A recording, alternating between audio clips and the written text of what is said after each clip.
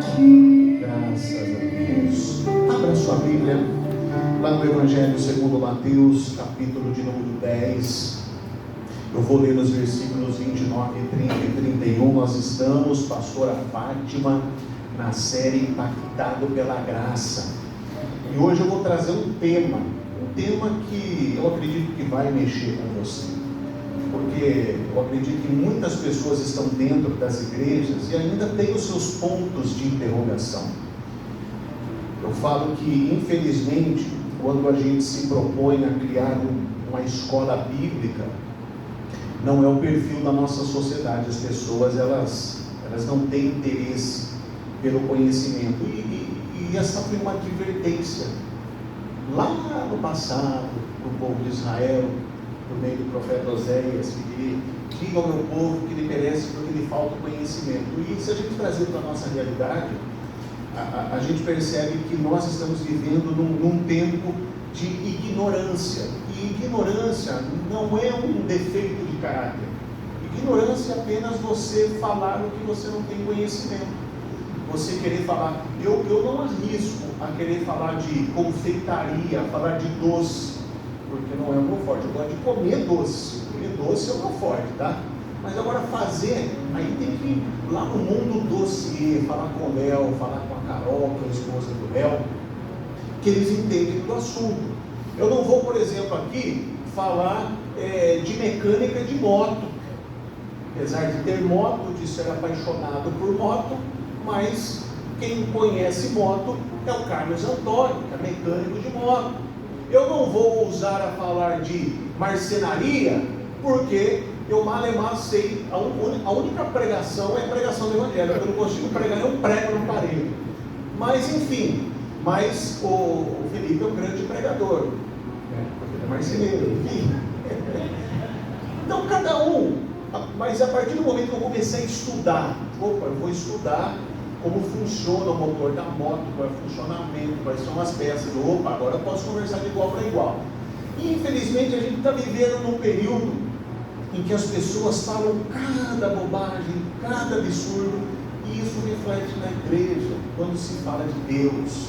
As pessoas, eu acho que Deus é assim, meu irmão, minha irmã, como pastor que ama essa igreja, deixa eu ensinar algo para vocês. Com Deus não existe, eu acho, eu sinto. Deus é. Para você entender, você tem que conhecer a palavra, a revelação. E se você não conhece, você vai ficar nessa sua subjetividade, naquilo que você acha que é o certo, que não é. Porque não existe axologia, existe teologia, mas axologia não existe. Infelizmente, a igreja evangélica contemporânea está cheio de axólogos. Mas a gente vai desmistificar aqui, Jane e Luiz, um pouco dentro da palavra. Mateus capítulo 10, versículo 29, o texto diz o seguinte: não se vendem 2 pardais por uma moedinha, contudo nenhum deles cai no chão sem o consentimento do Pai de vocês. Até os cabelos da cabeça de vocês estão todos contados. Portanto, não tenham medo, vocês valem mais do que muitos pardais. Repita comigo: eu valho mais do que muitos pardais. O tema da mensagem de hoje é: o mundo sofre, pessoas choram, e onde está Deus? Então, como eu disse na introdução, eu confesso que a cada dia que passa, não só como estudioso, mas consequentemente como pastor, já há 15 anos, como pastor titular, eu fico muito triste com a maneira com que as pessoas enxergam Deus, a visão que as pessoas ainda têm de Deus. E isso é resultado de um modelo de catequização, ou seja, de evangelização, que está sendo oferecido nos púlpitos e as pessoas estão aceitando. Mas da mesma forma, Daniela e Fabiano, que existe o ladrão só existe por quê? Vamos ver se você sabe. Por que existe o ladrão? Isso, Ailton, porque tem quem compra. Porque se ninguém comprasse produto roubado, ninguém ia roubar. Porque o que ele ia fazer? Então, só existe o ladrão porque é o receptador. E só existe esse evangelho distorcido porque tem pessoas que vão atrás disso. Gente, eu não sei, o meu algoritmo de Instagram ou é comédia, mas as comédias de quinta série, porque eu gosto de piadinha de quinta série. Minha esposa disse que eu não saí da quinta série ainda, então eu preciso fazer um tratamento sobre isso. E coisas a respeito de igreja. E cada uma, tem uma página que eu sigo lá, Fala Fariseu, né? Falso Fariseu. E aí aparece cada absurdo desses do ex que te digo, criança, e as pessoas vão atrás disso. Eu falo que quando deu uma polêmica daquele menino lá, o missionário Gabriel, Miguel, que virou celebridade nacional em virtude das patifarias que ele faz nas igrejas, que o chamam. Ele estava até no programa do Pânico esses dias, estava sendo entrevistado ali pelo Emílio, pelo Daniel Zuckerman, ali no programa do Pânico na Jovem Pan. E as pessoas perguntam para mim, quando aconteceu naquela época, pastor, o que o senhor acha disso? Eu falei, primeiro, não tem nada de evangelho.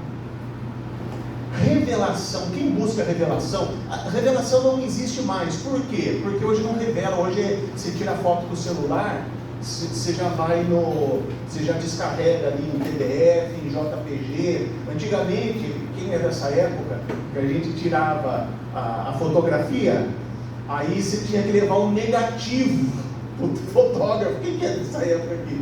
Você entregou essa idade já, né? Aí você ia lá pro fotógrafo, demorava ali 2, 3 dias para você pegar aquela pastinha com as fotos, e você ficava vendo, aí tinha umas que queimava, o olho saía vermelho, né? E vocês que são novos não pegaram essa época aí. Enfim, tinha até o binoclinho, que você colocava o binoclinho. Quem é esse? Ele é mais antigo ainda, não vai mostrar a sua idade, irmão. Enfim, o binoclinho. Então, brincadeira à parte, revelação é o que está no Evangelho. Deus, o que tinha que revelar para o homem, se encerra na pessoa de Jesus. Tudo o que tinha que saber acerca das coisas de Deus, Jesus, quando disse, está consumado, ele revelou sobre o Pai. Aí, a gente começa, depois dos 4 evangelhos, Atos dos Apóstolos, até Apocalipse, é o que nós chamamos de transição da antiga aliança para a aliança da graça. E o Apocalipse, uma revelação que Jesus traz ao apóstolo João, na ilha de Patmos, falando acerca dos fins dos tempos. Mas ainda tem gente que procura. Eu falo que as pessoas que procuram esse tipo de coisa em igrejas não diferem nada de quem procura um terreiro para consultar um pai de santo, uma mãe de santo, um tarólogo. Não diferencia em nada. Então, eu começo com essa introdução para mostrar a você uma maneira de enxergar a Deus, mas da maneira como Jesus o revelou. E como Jesus revela o Pai? Um Deus de amor, um Deus de graça, um Deus de bondade, um Deus de misericórdia. E tem algumas pessoas, pastor, mas por que Deus matava no Antigo Testamento? E depois que Jesus veio, Deus se converteu e ficou bonzinho? Meu irmão, a revelação nos ensina que a ira de Deus é imposta sobre nós.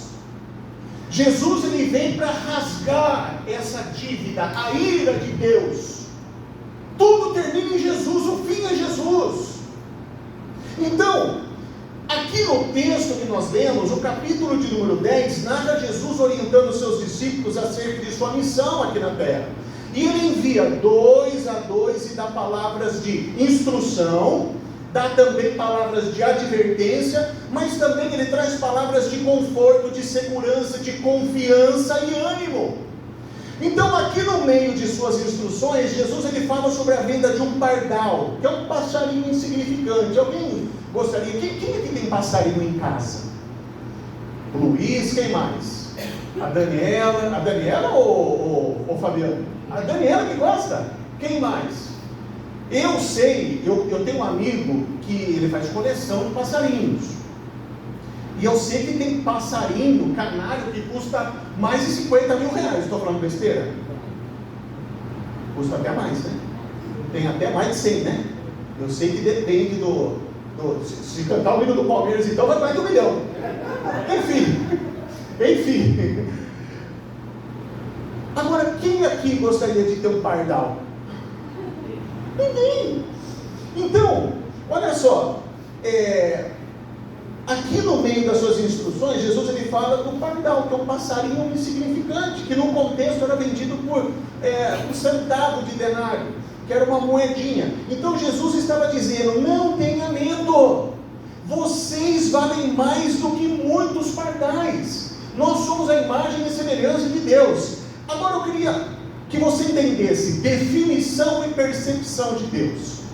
Então, esse texto, na realidade, ele serve como base para muitos intérpretes da Bíblia para falar acerca do que nós chamamos de soberania divina, principalmente olhando para os versos 30 e 31. Então, o que é a soberania divina? Deus é soberano e ponto.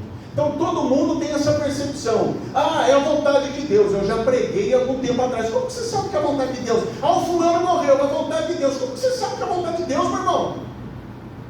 Como que você sabe? Como que você se apropria de algo que você não tem ciência? Como que a vontade... eu fui mandado embora do trabalho. Mas foi a vontade de Deus. Quem disse que foi a vontade de Deus, meu irmão?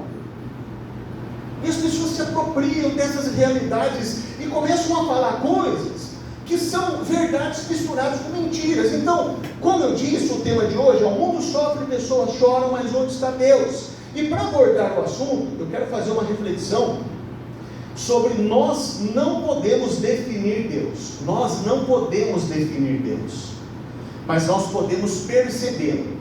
Então, o que é definir Deus? Primeiro, Deus não se define, porque Deus ele não pode ser definido. Ele não é delimitável. Deus é indefinível, é ilimitado. Deus não está na existência, Ele está na essência. Por isso que filosoficamente, quando se diz Deus não existe, porque para existir alguma coisa precisa ser criada. Deus é. Por isso que quando Moisés pergunta: quando perguntarem o seu nome, que eu digo: eu sou. Ele é, eu sou, tu és, ele é. Eu sou, ele é. Ele é Deus. Então Deus não pode ser definido, mas Deus pode ser percebido. Deus, ninguém o criou, Ele estava na eternidade. Eu já trouxe mensagens aqui acerca da eternidade. Só procurar no YouTube, acredito que o nosso acervo fala sobre isso. Então Deus não pode ser definido, mas pode ser percebido. E a pergunta que eu faço: como você tem percebido Deus?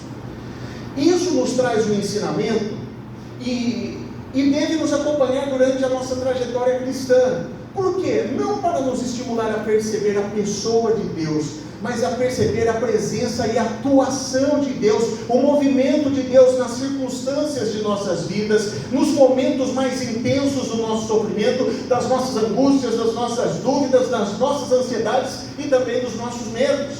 Então, como você percebe Deus? Como você está percebendo Deus nesse momento em que nós estamos vivendo, no mundo caótico?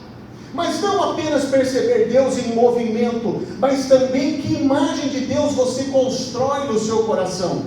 Como você descreveria Deus através da sua experiência? Como que você o enxerga? Isso é muito importante. Se o percebemos como um estraga-prazeres, por exemplo, como um militar, como um general, um mestre que nos ensina a revelar enigmas, ou como um arquiteto, como nós percebemos Deus? A Bíblia nos traz muitas figuras para a pessoa de Deus, como agricultor, como o edificador, aquele que constrói um templo espiritual, como o pai, ou seja, uma linguagem de afeto. Então, uma percepção de Deus que temos que ter principalmente hoje, não é da qual as pessoas ainda ousam em querer ter. Primeiro, uma percepção de Deus que não me agrada é que Ele é a causa primária de todos os males. Deus é soberano, então Deus é a causa primária de todos os males. Ou seja, a gente passou por um período de pandemia. Então muita gente naquela época falava, é o fim dos tempos. Eu falava para todo mundo, não chegou os fins dos tempos ainda. E eu ouvia, não, porque você vai ver. E o mundo se reinventou, o ser humano superou, a gente está vivendo o que eles chamam de um novo normal. Mas tem gente que fala, o Deus que enviou o coronavírus, como aquele que causou essa confusão no mundo. Então, Deus que é o responsável direto por isso, também é responsável pela morte e pelos sofrimentos relacionados a Ele. Então, um Deus que se erguêssemos a Ele, a nossa voz e perguntássemos, mas por que tudo isso, Deus? Então imagine só Deus falando assim, porque eu quero, porque eu sei o que estou fazendo, você não está entendendo, mas é o melhor que eu posso fazer, porque tenho planos e propósitos e nada do que acontece no mundo foge ao controle de minhas mãos. Então muita gente pode pensar dessa forma. E é assim que muitos irmãos e teólogos ainda interpretam o capítulo 10. Que diferença no mundo faz para você um pardal ou um fio que cai da sua cabeça? Então até isso que para você é insignificante, alguns interpretam que está no controle de Deus. Então esta maneira como muitos interpretam a Bíblia e esse texto tem a ver sim com a soberania divina. Mas dizendo que tudo que acontece no mundo foi porque Deus desejou, planejou, determinou e fez com que acontecesse, é muito perigoso nós pensarmos dessa forma, porque há um teólogo que disse que Deus escolheu o dia do seu nascimento, a cor da sua pele, o tom do seu cabelo, a forma do seu corpo, escolheu a hora e o lugar exato para cumprir um propósito dele estabelecido e definido na eternidade. E diz mais, ele também escolheu a perfeita combinação genética que lhe deu a origem e o momento exato da sua concepção. Aí você pode me dizer, né? Como explicar uma criança que foi concebida através de um estupro? Deus desejou isso? Deus planejou e levou em conta o erro e o pecado humano para lhe dar origem? Olha quantas dúvidas surgem. Olha quantos pontos de interrogação começam a surgir que faz com que a gente, e esse é o processo do Evangelho, é desconstruir para construir. Então, há outro teólogo que diz que Deus é soberano e planejou, desejou e determinou o holocausto. Quando milhares de judeus foram mortos em câmaras de gases durante o nazismo. E se sua sensibilidade moral for afetada pela maneira como ele percebe Deus, se está se sentindo mal com o que está na Bíblia, esse teólogo vai dizer, é problema seu. Então esses teólogos vão dizer ainda que Deus realiza inclusive aquilo que chamamos de mal, porque Deus é a origem do mal natural e o mal moral. Então, nossa, aí vai confundir mais. Então essa maneira de perceber Deus e ler a Bíblia é muito estranho, porque atribuir a Deus sua soberania ou interpretá-la dessa forma é muito triste. É duro de afirmar que Deus seja a causa primária do mal. E o pior é que muitos desses teólogos, eles se validam de textos bíblicos. Quer ver um exemplo? Salmo 115, versos 2 e 3. Por que perguntam as nações, onde está o Deus deles? O nosso Deus está nos céus e pode fazer tudo o que lhe agrada. Isaías 43, 13. Desde os dias mais antigos eu o sou. Não há quem possa livrar alguém de minha mão. Agindo eu, quem pode desfazer? Efésios 1:11. Apóstolo Paulo. Nele fomos também escolhidos, tendo sido predestinados conforme o plano daquele que faz todas as coisas segundo o propósito da sua vontade. Vamos voltar à questão do sofrimento. Então tem muita gente que olha para o seu sofrimento ou para a maldade que se alastra pelo mundo e diz, não é possível que Deus exista. Como o mal se alastrando pela face da terra. Então essa angústia do coração humano diante do mal e da maldade, Mônica, gera uma dificuldade de crer em Deus. Mas em outros corações existe uma outra resposta. O mal está acontecendo porque é Deus quem está causando isso. Agora, atribuir isso a Deus tem um problema. Não é deixar de acreditar, é continuar acreditando nesse Deus, porque um Deus assim parece mais um monstro do que um Deus bondoso, misericordioso e com a sua infinita graça. Então, se Ele é assim, como podemos esperar nele? Como podemos confiar no seu consolo? Então não é assim que devemos perceber a Deus. Assim como uma casa se faz tijolos, um amontoado de tijolos não é uma casa. Então, da mesma forma, um amontoado de versículos bíblicos não é uma percepção bíblica. O diabo citou versículos para Jesus. Então é preciso que a gente busque um sentido no todo da revelação bíblica, a história da revelação bíblica, sabendo que Deus vai se mostrando e as pessoas percebendo quem é Deus, e Ele corrigindo percepções equivocadas, usando a boca de profetas, e até que Ele se revela de maneira completa na pessoa de quem? Repita comigo, de Jesus. Então, quantas vezes Jesus disse aos seus discípulos: meu Pai não é assim, não era isso que Ele pretendia, vocês estão interpretando de maneira correta. Quando eles o interrogam sobre um cego de nascença, quem pecou para que ele nascesse assim? Jesus então diz: o homem não nasce cego pelo erro dos seus pais, meu Pai não é glorificado amaldiçoando os cegos, e sim dando vista aos cegos. Vamos na palavra aqui, a profecia de Isaías, que é relatado pelo evangelista Lucas. Lucas capítulo 4, verso 16. Jesus está na sinagoga. Jesus Paulinho ali está na sinagoga. Olha só, Lucas capítulo 4, verso 16.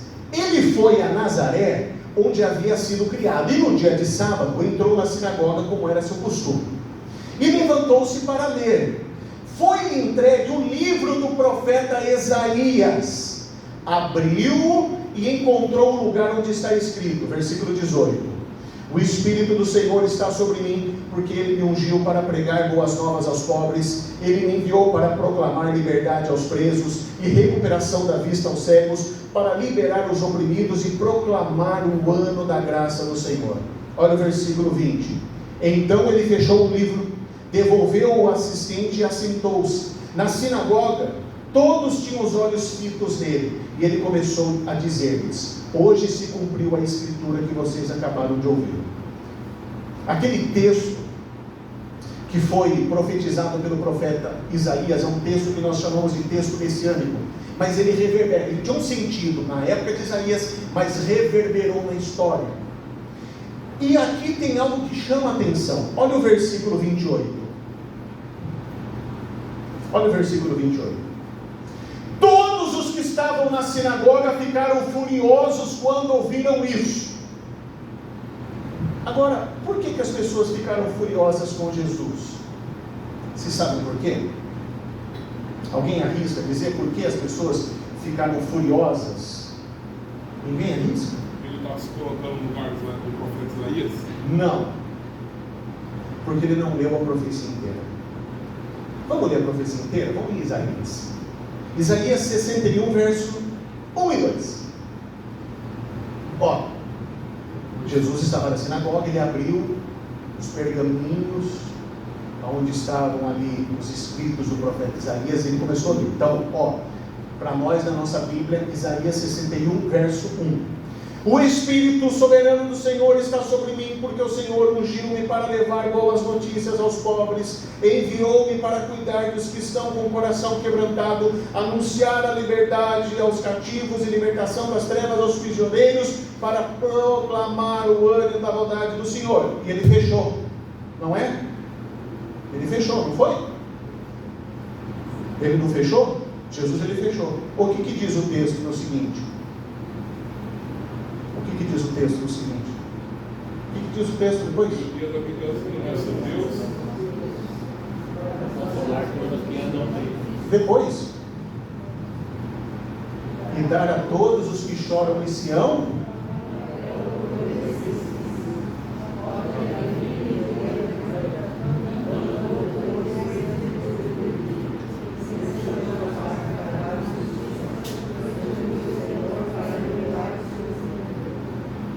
o dia da vingança do nosso Deus, para consolar todos os que andam tristes.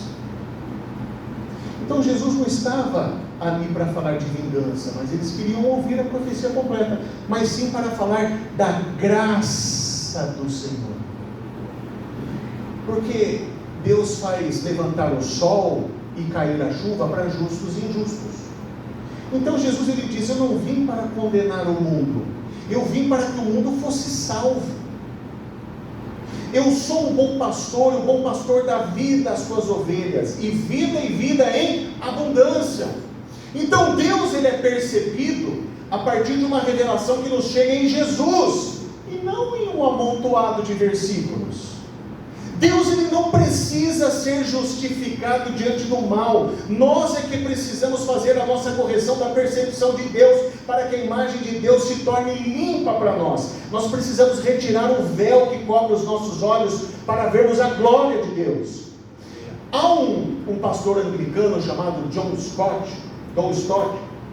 Ele morreu em 2011, com 90 anos. E ele disse o seguinte, abre aspas: a mente bíblica não é aquela que cita versículos, mas aquela que raciocina dentro dos parâmetros das Escrituras Sagradas. Fecha aspas. Então, quando age, ninguém pode impedir. Claro e simples. Jesus no Apocalipse diz que a porta que ele abre ninguém fecha, e a que ele fecha ninguém abre. Então isso é soberania de Deus, mas não significa que tudo ele planejou. Qual que é a verdadeira tradução de Mateus 10? Então, se você pesquisar, você vai encontrar as mais variadas traduções para os textos que lemos. Então, na NVI diz que nenhum pardal cai no chão põe ali, nenhum pardal cai no chão, versículo 10 ali do Evangelho segundo Mateus que nós estávamos lendo. É o versículo 10.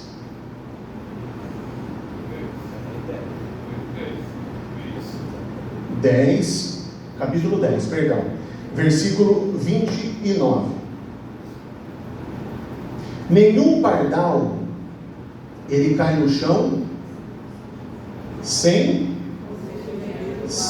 o consentimento de Deus. Então isso é o que diz a NVI. Então tem outra tradução. Vamos lá buscar aqui outra tradução.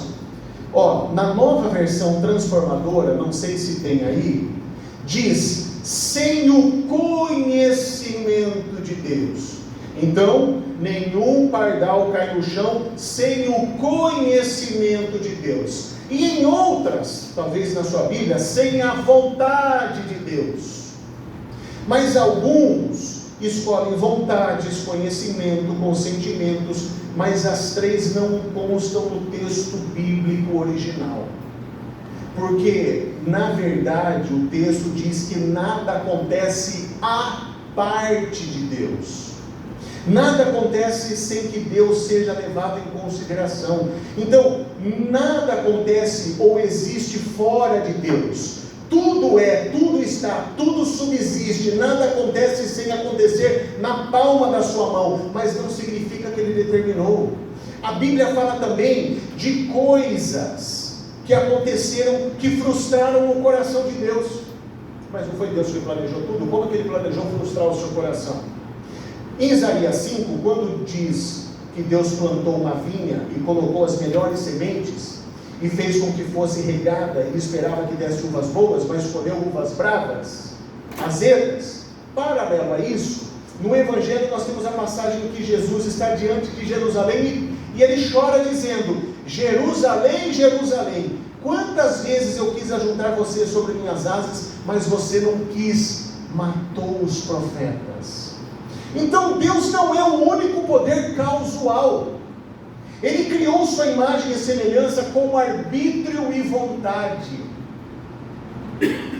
Então, moralmente nós somos responsáveis diante do nosso arbítrio e de nossas vontades, porque nós não somos robôs, senão Deus não se relacionaria conosco. Porque se Deus estabelece uma relação com o homem, Roberto, você concorda que se nós não tivéssemos arbítrio e vontade, se nós seríamos marionetes nas mãos de Deus? E se tudo o que acontece na nossa vida é determinado por Deus, então, consequentemente, nós somos marionetes em suas mãos. Então, calma aí.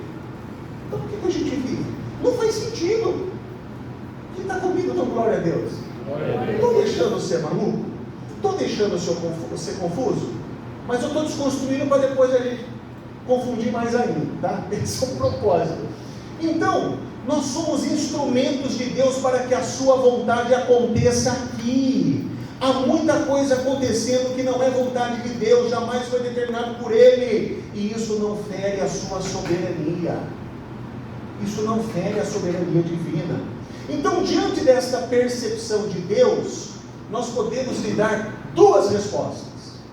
A primeira delas, repitam comigo: eis-me aqui. Não quero ser resistente à tua vontade. Não quero fazer oposição aos seus propósitos. Posso expressar meus desejos, minhas vontades, mas sempre vou orar como Jesus me ensinou. A segunda resposta que nós podemos dar, repita comigo: eu sei que há muita coisa que não é a tua vontade. Tem coisas que acontecem como ato de rebelião, como revolta, como ignorância, como incredulidade. Há muita coisa que acontece que o Senhor não gostaria, mas livra-me de ser um desses agentes do mal. Livra-me do mal e da maldade. Já ensinei vocês o Pai Nosso: livra-nos do mal, não é livra-nos dos fantasmas, dos demônios, é livra-nos de um Mário Rosângela, do mal que é em nós, porque nós temos inclinação para o mal. A gente precisa ter relacionamento com Deus. A gente estava, hoje à tarde, eu e a pastora, a gente estava conversando sobre isso. A gente citou uma pessoa que a gente conhece, e quantos anos que a pessoa frequenta a igreja, mas está sempre ali, não se firma, e vai de mal ao pior. A pessoa não tem controle de si, e quem está do lado é que paga o pato, é quem sofre. E eu falei para ela: você lembra que eu também tinha essas atitudes? O que me faz diferente dela? Ela falou: Deus. Eu falei: não, mas ele também diz ter Deus. Não é o simples fato, Luiz, Jane, Ana Júlia, da gente, acertei, né? Da gente frequentar a igreja. É o que eu falo. Eu também erro, eu também sou falho, Ailton. Mas, Andréia, tem uma coisa que não pode faltar no coração de cada um de nós, e o que a graça nos faz, seu Américo, é temor a Deus. E o temor não é medo de Deus. O temor é o que eu já expliquei para vocês. Temor de Deus é ver Deus me vendo. E eu vou falar por mim.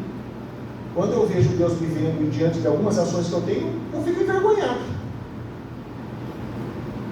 E eu falo para ela: eu conheço várias formas. A Bíblia, existem vários teólogos que sistematizaram a salvação. Então, existem muitas vertentes de salvação, tudo com Jesus, mas tem uns que dizem que alguns somente foram eleitos, predestinados a serem salvos, outros não. Enfim, há várias vertentes. Eu tenho uma que eu mais me assemelho, a qual eu gostaria que fosse, mas ninguém voltou para contar. A única certeza que eu tenho é que Jesus é o caminho, Jesus é a verdade, Jesus é a vida. Ninguém vai ao Pai senão por Ele. Se eu ando com Jesus, e não é frequentar a igreja, é ser discípulo de Jesus, não é ser discípulo do pastor Tony. Respeito, é muito bom como você respeita o seu pai, como você respeita a sua mãe, como você respeita os seus filhos, sua esposa, seu marido. Eu tenho um título, mas isso não me faz mais ou menos do que ninguém. Não é discípulo do pastor Tony, é discípulo de Cristo, de Jesus. Aleluia. As pessoas hoje idolatram o homem. Não pode ser assim. Então, é o temor a Deus. O Senhor está em meio a tudo isso. Então a gente tem que falar: dai-me olhos para ver onde o Senhor está, como o Senhor está. E eu encerro citando um trecho de uma entrevista de Billy Graham. Quem não conhece? Quem não conheceu Billy Graham?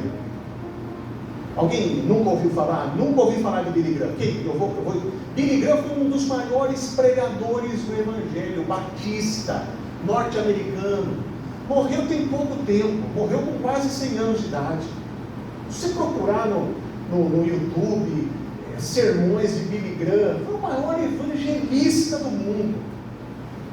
E lá nos Estados Unidos, as pessoas viam ele com muito respeito. Havia entrevistas nas maiores emissoras dos Estados Unidos. E no atentado de 11 de setembro, quando as duas torres gêmeas caíram, uma jornalista perguntou para ele: aonde estava Deus no 11 de setembro? Alguém já ouviu essa resposta dele? Sabe o que ele respondeu? Deus estava nos bombeiros, nos médicos, nas enfermeiras, nos socorristas e nas pessoas que ajudavam aqueles que necessitavam. Então, a gente precisa parar com esse negócio de viver religião, discutir religião. Por isso que fala que religião não se discute. Porque como que você vai criar, você vai formar discípulos de Cristo discutindo com os outros? Pelo amor de Deus, eu não gosto de discussão. Não gosto de discussão. Então, como que você vai discutir? Aí eu vou mostrar que eu estou certo, eu não estou errado. Quando a graça te impacta, quando a graça te alcança, ela faz você ter uma outra visão de Deus. Eu encerro, tenho 5 minutos, eu vou encerrar. Eu já contei, mas eu vou contar de novo, porque talvez tem gente nova que nunca ouviu essa história. Quem já ouviu, ouve de novo. Vamos lá, rapidinho, Roberto e Geis. Imagine que um homem, ele compra um sítio, uma chácara, e tem um filho pequeno, Luiz. E ele mostra para o seu filho: vem aqui, a chácara que o papai comprou, é nossa. Vem aqui, vou mostrar o pomar aqui, Aí ele mostra o pomar: tá vendo essa fruta aqui, essa aqui é maçã, aqui é laranja, essa aqui é mexerica. E foi mostrando. E lá no fundo tinha uma árvore com umas frutinhas vermelhas. E ele falou: papai, e aquelas frutinhas vermelhas? Ele falou: filho, aqui você pode comer de tudo, mas lá você não pode comer, porque aquela fruta é venenosa, se você comer você vai morrer. E o menino, Fabiano, cresceu aí, Ruth, Terezinha, cresceu comendo de tudo, mas ele não chegava perto. Por quê? Seu pai havia lhe dado, Rosana, uma direção. Mas ele estava na adolescência, você sabe como que é. Levou os amiguinhos ali para a chácara, aí jogaram bola, também viu? Vamos lá comer fruta no pomar do meu pai, vamos lá. Aí começaram a descascar laranja, mexerica, manga. Aí o menino, amiguinho dele, falou assim: viu, aquela frutinha é uma delícia. Ele foi lá para pegar e falou: não. O menino falou: não, aquela frutinha é venenosa. Eu falei: quem falou para você? Meu pai. Imagina, tem um monte de criança que já comeu, um monte de gente que come e não dá nada. Isso daí é coisa de gente velha. Verdade é. Aí o menino pegou, comeu. Aí não fez nada. Eles comeram da fruta.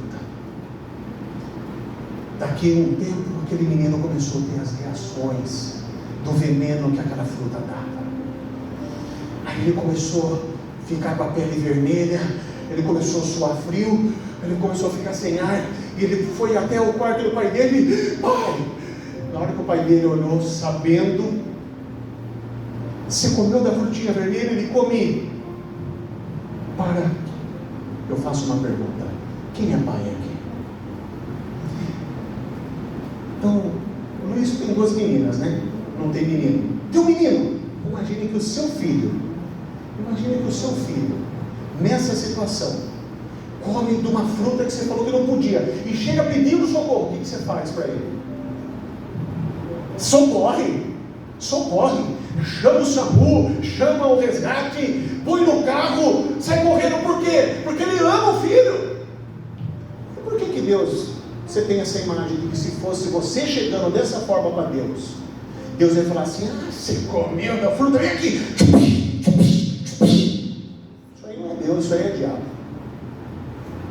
Se você não conhecer esse Deus de graça, meu irmão, minha irmã, você vai viver ainda num cubículo religioso, achando que você tem que pagar penitência, ajoelhar no milho, subir a escada de joelho, para quebrar mandinga.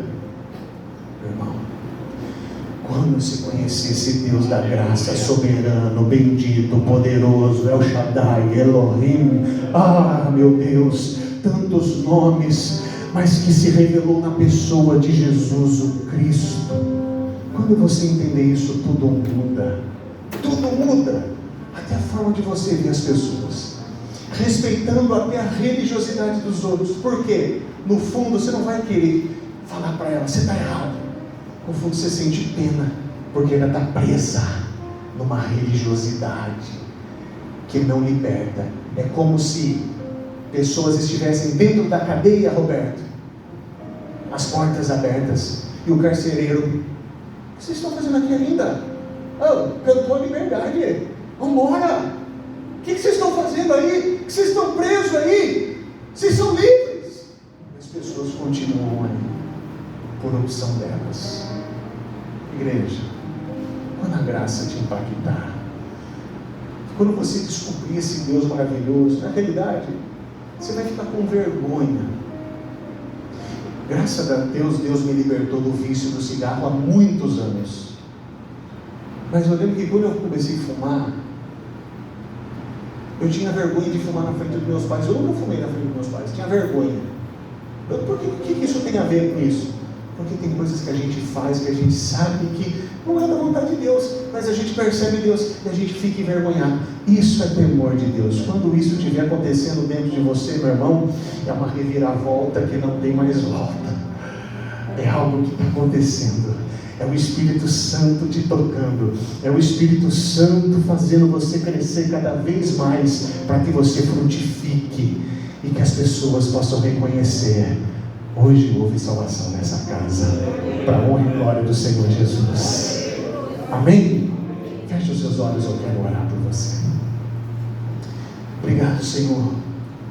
Obrigado por esse momento.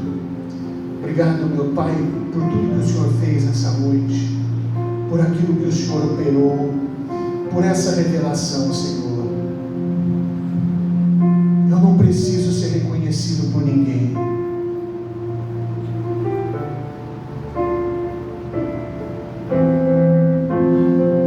Eu não preciso ser reconhecido por ninguém. A minha glória é fazer com que conheçam a Ti. A minha glória é fazer com que conheçam a Ti. E que diminua eu. E que diminua eu. Para que Tu cresça, Senhor. Para que Tu cresças, Senhor. Mais e mais. Mais e mais. E como serafins. E como serafins que encobrem o rosto perante a Ti. Escondo o rosto para que vejam Tua face em mim. Escondo o rosto para que vejam Tua face em mim. E que diminua eu. E que diminua Para que Tu cresça, Senhor. para que Tu cresças, Senhor. Então diga bem alto: mais e mais. Mais e No mais. Santo dos Santos. No Santo dos Santos, a fumaça me esconde. Só teus olhos me veem. Debaixo de Tuas asas é o meu abrigo. meu lugar secreto. Lugar secreto. Só Tua graça me basta. Só Tua graça me basta. Tua presença. Tua presença é meu prazer. Ó, o dia que você descobrir que só a graça de Deus e a Tua presença é o que nos dá prazer, meu irmão, você descobriu o maior tesouro da sua vida. Tesouro que as traças não corroem, que a ferrugem não destrói, porque a gente vai ajuntando tesouros ali, ó, no reino dos céus. Amém, igreja? Então que a gente saia com essa percepção de Deus. Cuidado quando você fala: foi da vontade de Deus. Se você vai no velório, a pessoa morreu, você fala: eu aprendi, eu faço muitos ofícios fúnebres, eu sempre falo os sentimentos, que Deus conforte o seu coração, somente Deus para confortar o seu coração. Não fale isso, Foi da vontade de Deus. Descansou, né? Meu irmão, você sabe se descansou? Se a pessoa não foi salva, foi morrer no inferno, que descanso que você vai ter? Quem é cristão tem essa percepção. Então, mas tomar cuidado com o que a gente fala. Falei para a pastora hoje, a gente precisa tomar cuidado. E a gente não sabe, mas o temor de Deus faz até a gente ter medo do inferno. E é por isso que a gente corre para Jesus. Amém?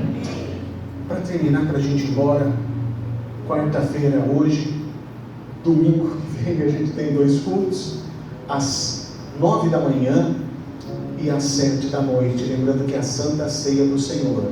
É a Santa Ceia, né? Domingo, é o segundo domingo do mês, né? Então tá certo. E no dia 18, papais e mamães tragam seus filhos, netos, sobrinhos, às 2 da tarde para ter o Adora Kids, que é um evento para que as crianças adorem a Deus de uma maneira lúdica, pedagógica, que elas vão se familiarizando com o Evangelho e que lá na frente você possa, papai, colher bons frutos diante daquilo que você está semeando na vida dos seus filhos. Amém? Só tua graça